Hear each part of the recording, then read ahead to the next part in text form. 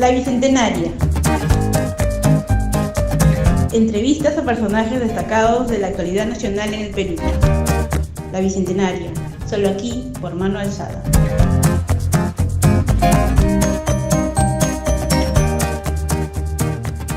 Hasta ahora la película ha estado, el estreno mundial fue en Praga, luego ha estado en Toulouse, ahora la van a volver a poner en Toulouse, en otro festival de cine latino. Yo acabo de venir de Toronto, del Imaginative, que es un festival de cine indígena, es el festival más grande de cine indígena. Y me alegré mucho, de verdad, de que incluso la directora artística lo recomendó. Hay mucha gente en el mundo que conoce a Hugo Blanco, sí, que sus padres, sus abuelos conocen a Hugo Blanco. Y me impresiona cuando llegan por eso, por el interés.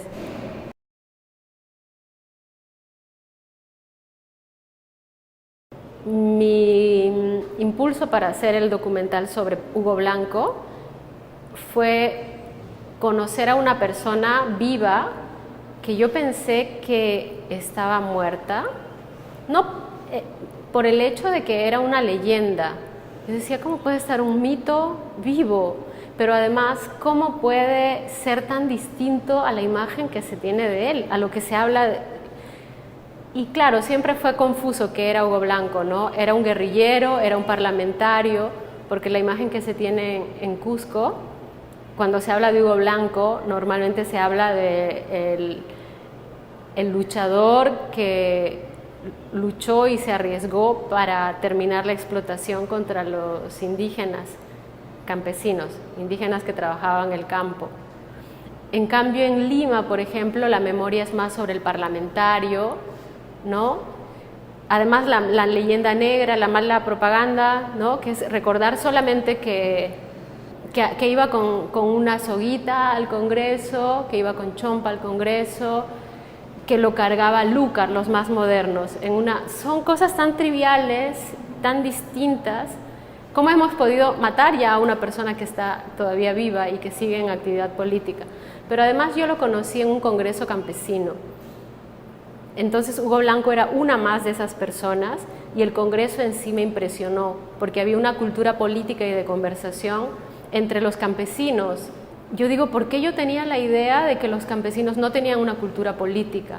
Se identifica mucho campesino con analfabeto, como que permanecer junto a la naturaleza o a la producción agrícola no es una opción, sino un destino, pues porque no tuviste nada mejor.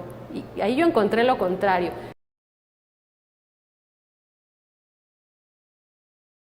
En el lenguaje cinematográfico existe, por ejemplo, el viaje del líder, ¿no? Es algo que se remonta hasta las mitologías más antiguas, se centra incluso la lucha de toda una colectividad muchas veces en una persona.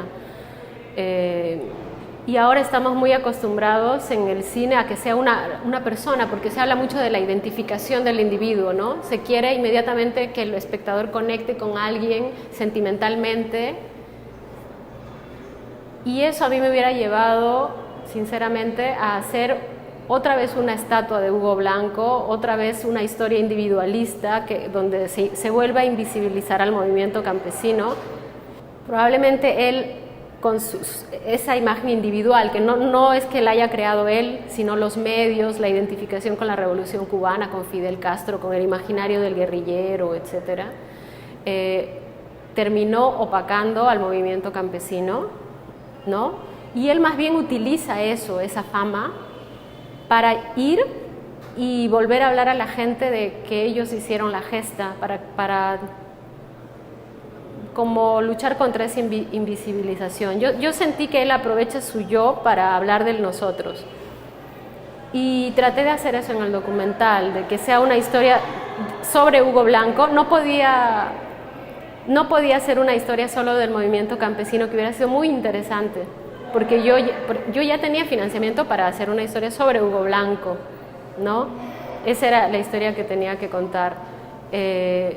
Realmente se merece un documental aparte del movimiento campesino previo a la reforma agraria.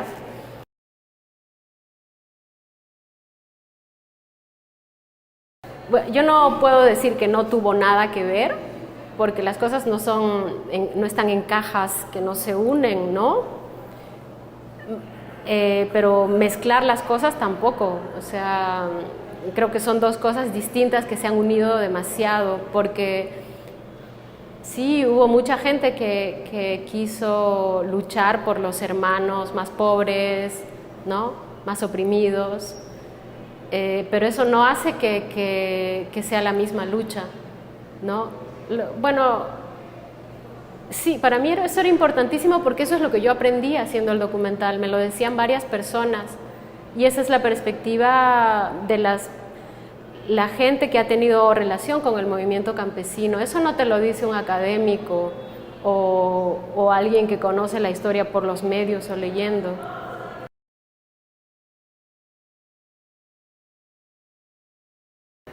Él mismo decía que no se puede declarar feminista porque no cree que todavía haya llegado a hacerlo, pero que a él eso le interesa. O sea, y también en mi investigación yo me enteré que él apoyaba siempre que haya mujeres en la organización, impulsaba eso bastante, que haya mujeres en la organización campesina, ¿no?